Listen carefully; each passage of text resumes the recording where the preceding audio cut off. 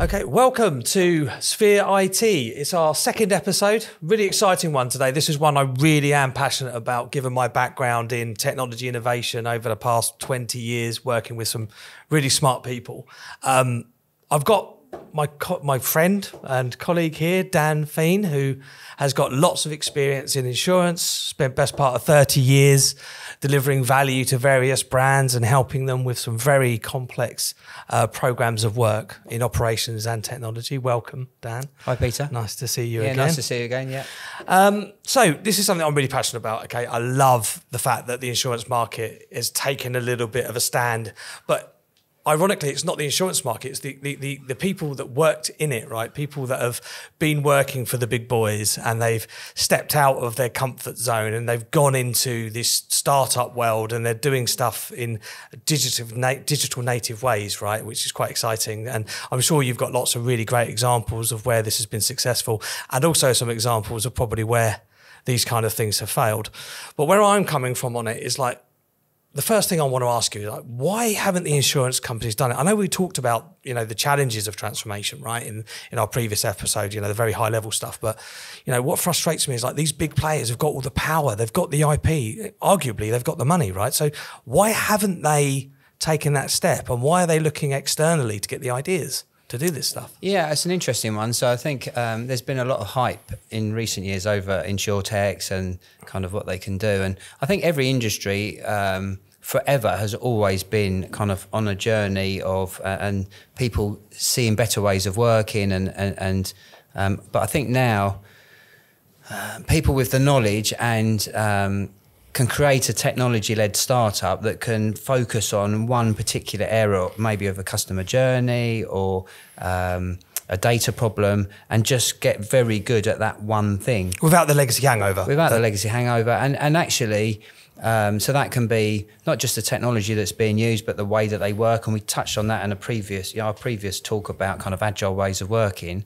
So it means that they can deliver stuff really quickly because they just don't have the legacy and the constraints that large insurance companies naturally will have.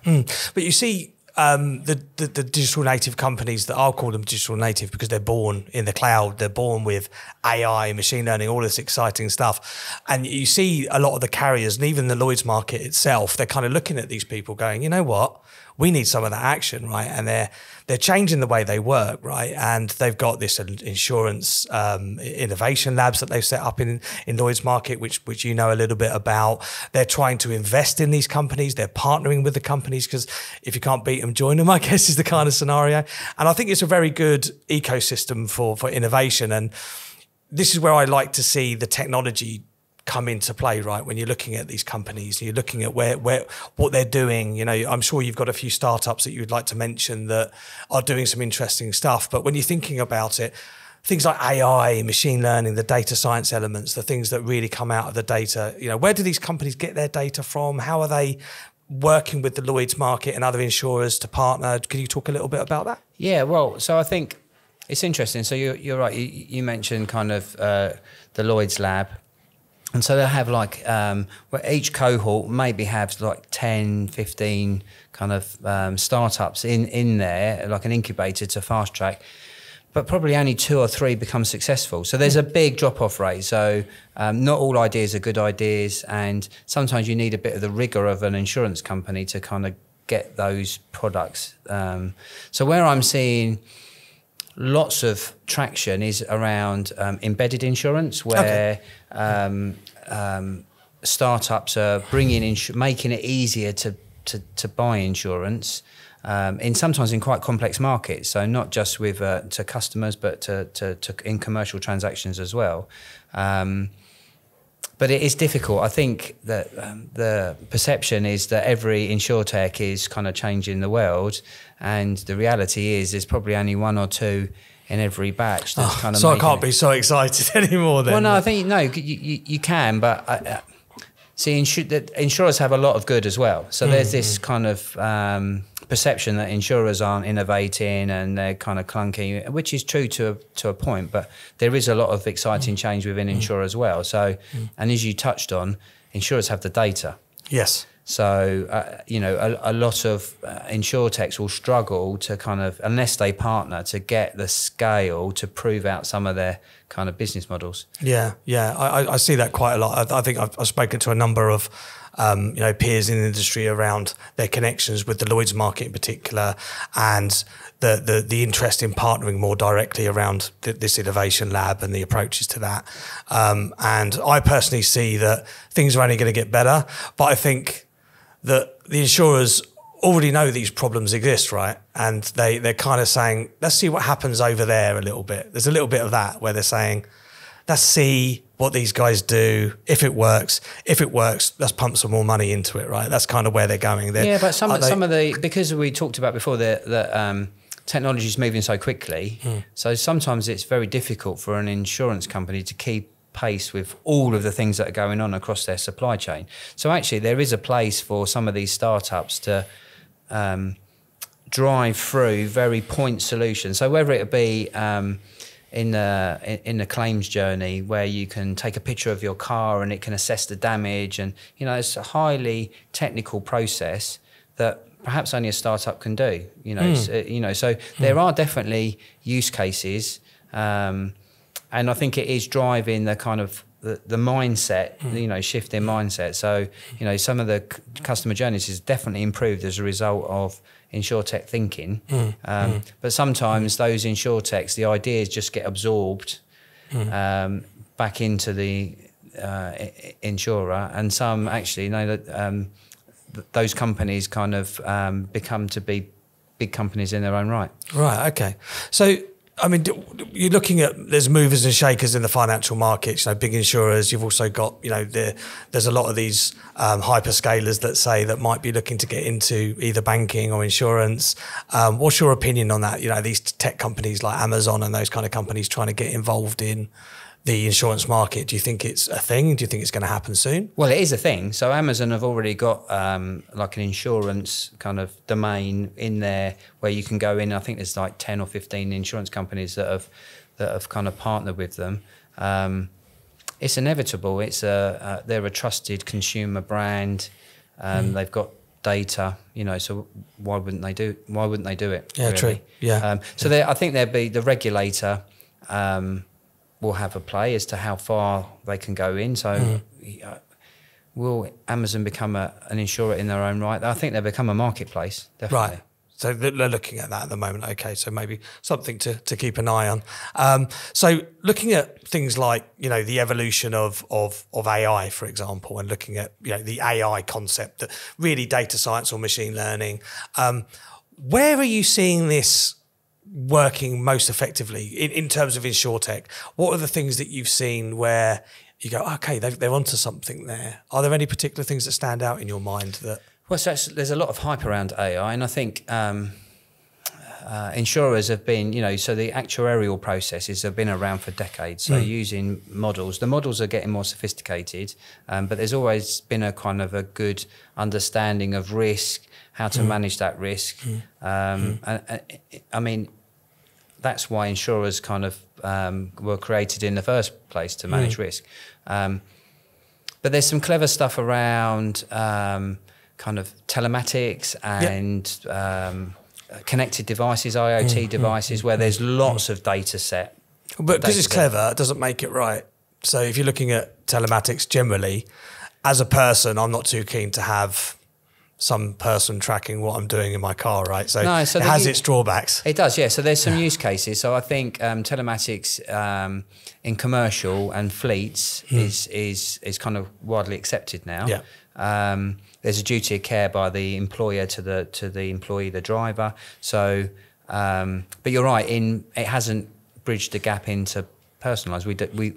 We feel that, you know, Big Brother is watching us, but then we don't mind it. Like health insurance, we let Vitality into our lives, right? Like a lot of people have got Vitality health insurance, and they're monitoring you. They're monitoring your heartbeat, right? It's like you're okay with that, but then some people aren't okay with what they're doing locationally. Yeah, so I think there is a perception thing, and I think over time it will change. So for example, if Tesla were tracking you because of their brand and it's a connected car and it's uber cool, perhaps maybe people that drive Teslas are more happy for Tesla to track and collect that data and then share that data with other parties. So it comes back to understanding your customer. Understanding your customer brand, how you're using, trust, transparency on how you're using that data. So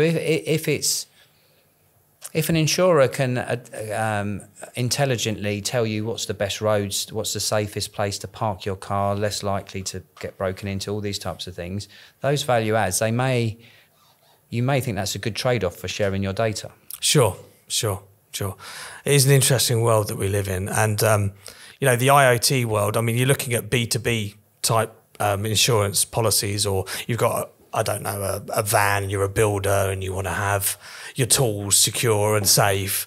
There's insurance companies out there that are now embedding some sort of system, right, to enable that. Yeah, so that's armed. Yeah, so that, so really cool. And targeting a specific area of the market that's underserved.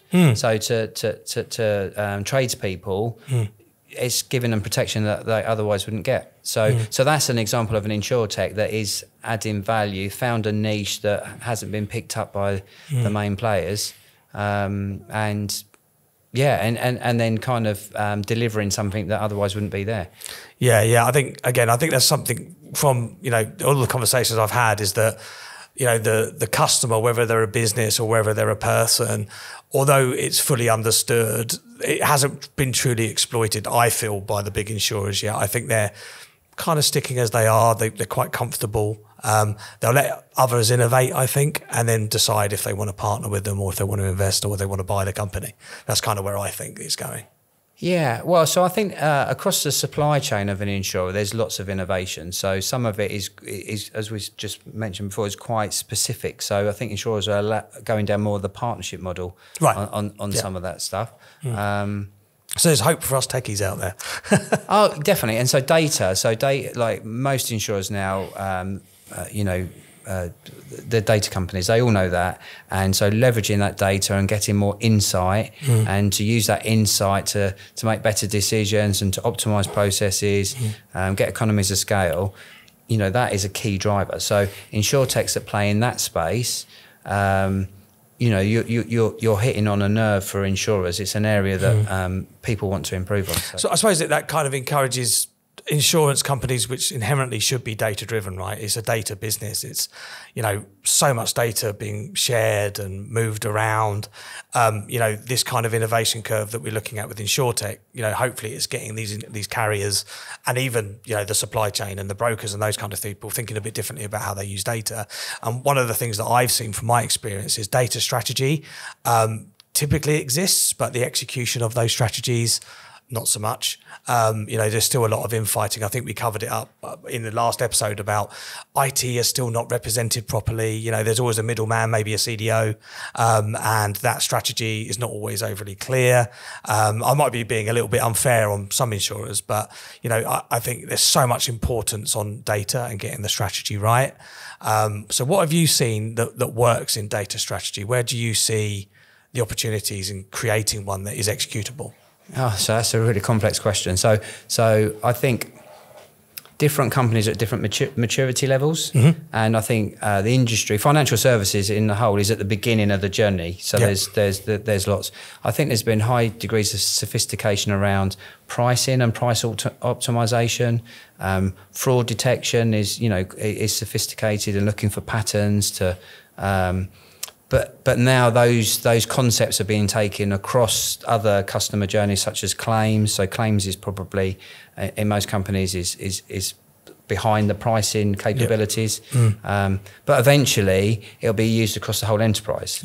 And so I think most companies' strategies are kind of at the beginning rather than at the end. And then when you layer across predictive analysis and using more machine learning and the models get more accurate, then actually insurers have the opportunity to be more kind of, they should be able to prevent a lot of the incidents that happen by giving customers, good triggers and cues as to what's going on. Yeah, so ultimately a data strategy needs to exist. You need to focus on what's important to the business, what's working, how to scale that. and make it effective. So really good. Thank you. So we've come to the end of episode 2. I'd just like to thank Dan for coming and seeing me again. Thank you, Peter. No worries. And we're going to be having another episode 3 coming up shortly. So from everyone here at Sphere.it, thank you very much and have a lovely time doing whatever you're doing.